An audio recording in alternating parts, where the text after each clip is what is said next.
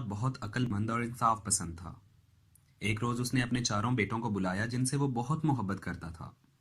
शहजादों से कहा, मेरे जिगर गोशों में ये चाहता हूं कि अपनी जिंदगी में अपना जानशीन मुकर्रर कर लूं।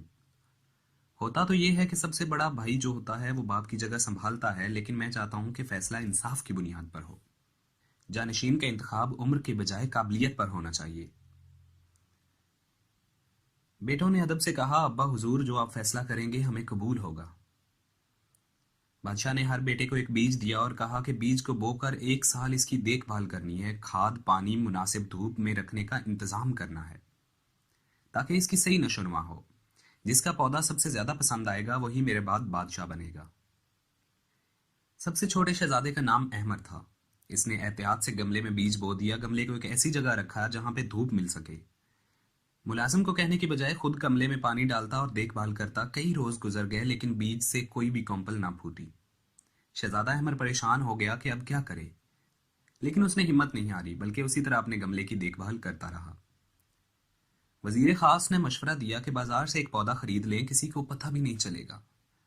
छोटा शहजादा नाराज हुआ और कहने लगा कि बादशाह के सबसे खास मुशीर से मुझे ये तवक्को नहीं थी कि मुझे वो अपने बाप को धोखा देने का कहेगा।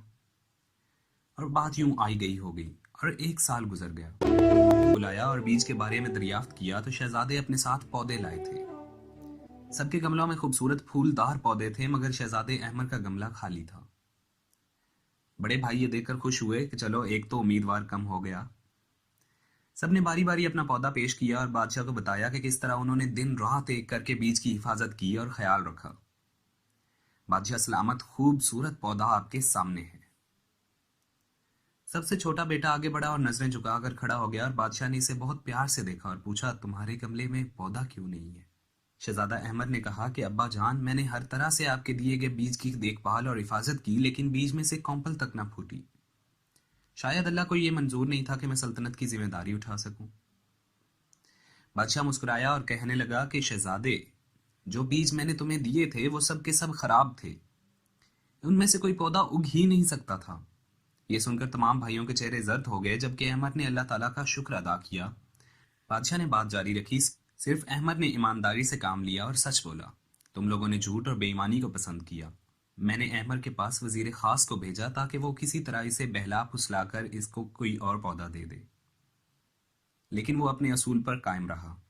जो आदमी अपने बाप और भाइयों के साथ इंसाफ ना कर सके वो अवाम के साथ क्या इंसाफ करेगा?